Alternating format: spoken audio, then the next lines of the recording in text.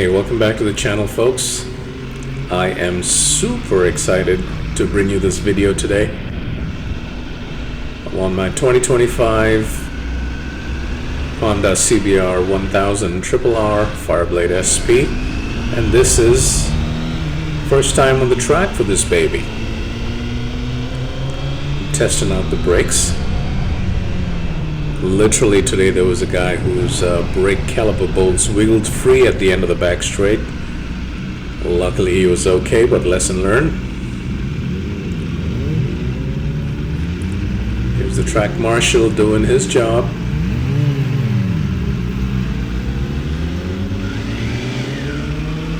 And we are off to the races.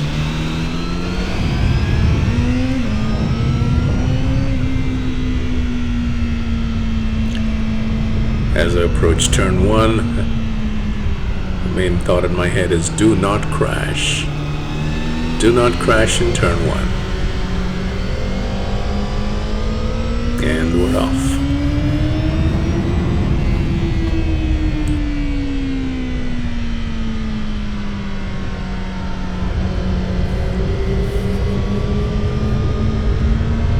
So the tires I'm using are Pirelli SC3 rear.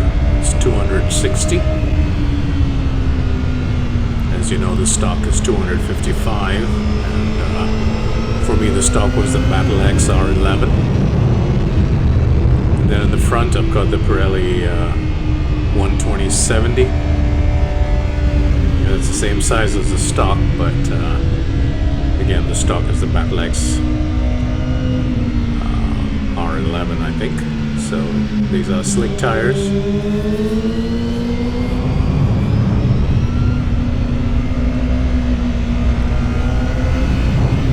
A little tentative around some of the newer riders on track.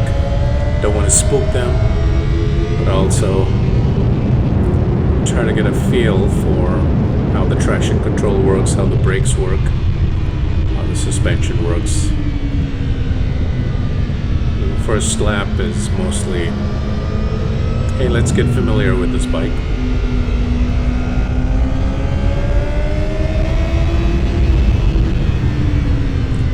But all that said, I've got to say I was instantly comfortable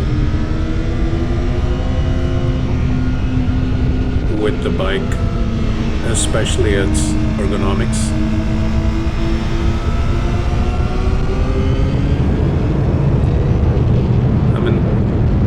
Mode 1, so that's the maximum power right away, and the traction control I think is at 4, which is what is recommended, but possibly it could be 3. Everything else is stock exhaust, stock bodywork. I guess the windshield is an aftermarket windshield. It gives me a little bit more protection when I'm trying to tuck in.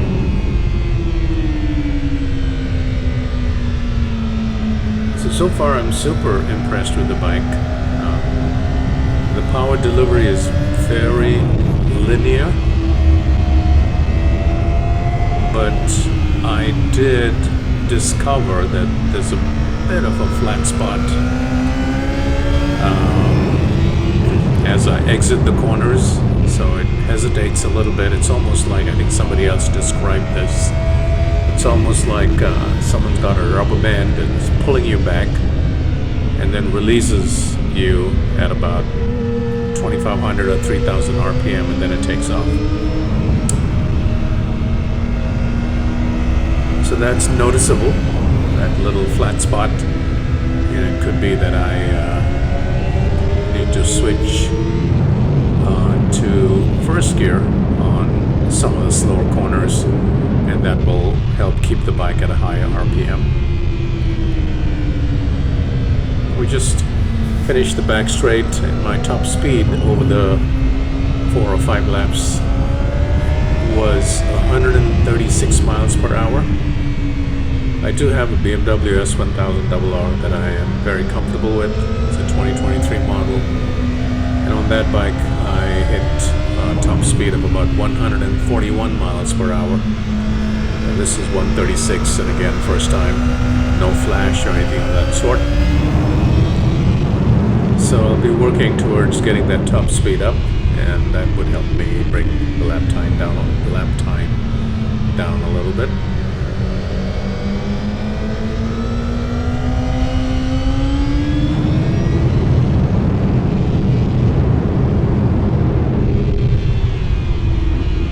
It feels very planted.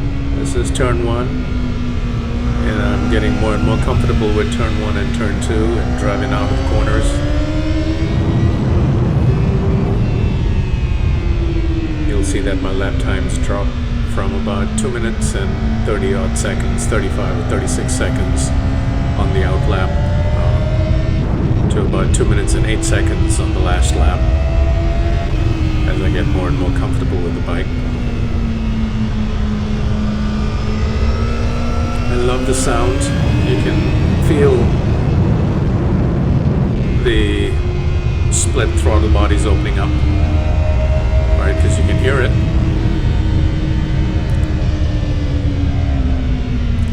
And it generally goes where you want it to go. Sort of an apex seeker. Now, as you know, the wheels are cast aluminum, and I cannot help but wonder how it would behave if I were to change to forged aluminum, which is what I have on my BMW.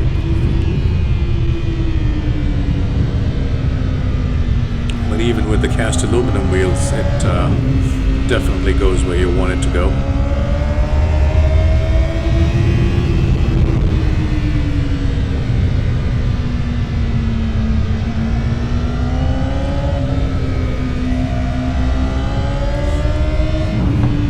The suspension is amazing, and the brakes as well. I did adjust the preload on the suspension to my weight, which is about 220 pounds, and then it's doing its thing, and there's just no hesitation, no shake. It's just planted, rock solid. The Brembo brakes are very good.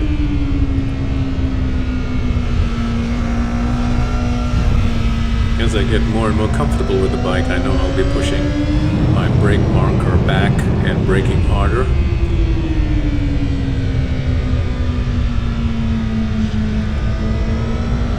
But right now I've got no problems with the braking.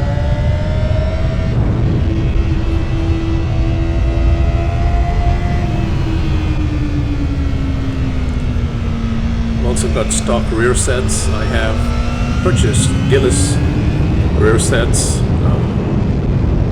but honestly these are pretty good. Stock are pretty good. I haven't felt them drag the ground or anything, even at you know, pretty steep lean angles, 40-50 degrees. Seems to be fine. But I probably will change the rear sets, mainly because I like fixed pegs on my feet, and these are folding pegs. And once I do that, of course, I'm going to adjust it and see if I can play around with it a little bit.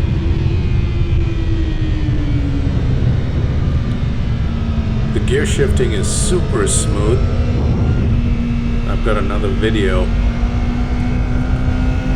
where I show how I switched from standard shift to GP shift. I've been using it on the street with the GP shift with no problems.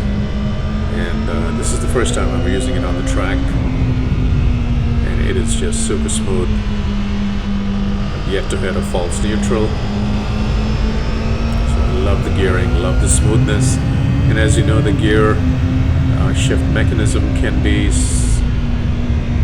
changed from soft to medium to firm.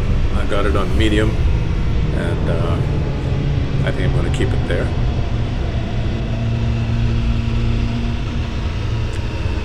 That's pretty much my initial impressions of the bike. I'm going to obviously continue to ride it for a while and push it and keep pushing to see where I can go with this.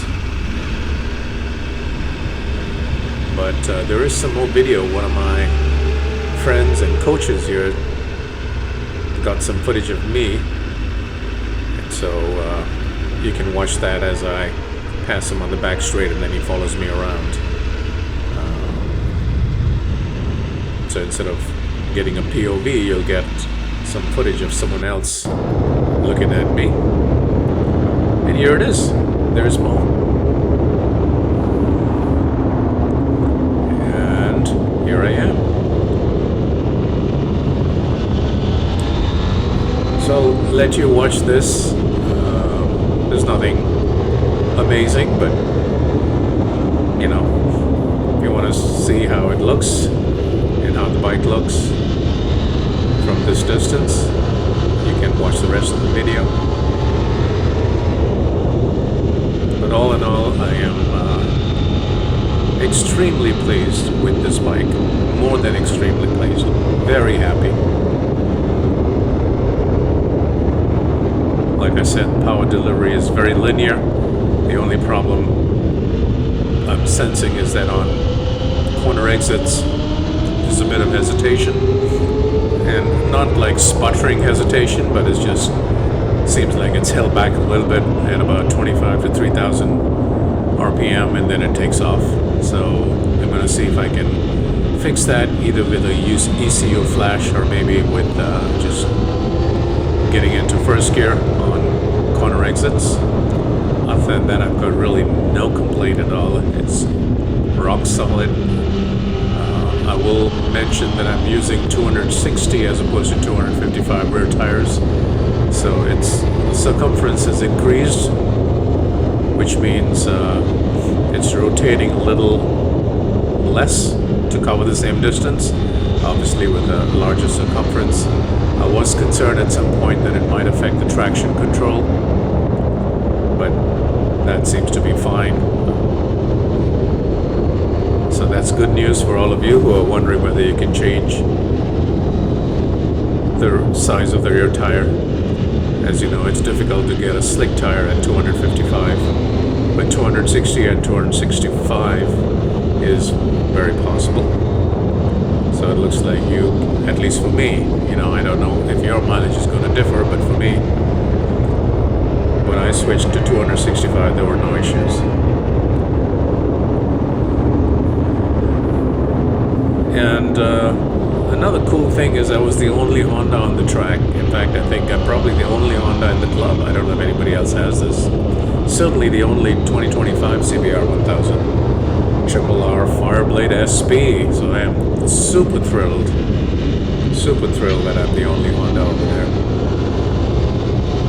And yeah, all in all, very, very happy. I'll sign off and let you watch the rest of the video in peace without me mumbling on and rambling on. But at this point, 2 thumbs up, ride safe, see you later. And thanks for watching. I appreciate your support and your thumbs up and your likes, and feel free to subscribe for more cool stuff.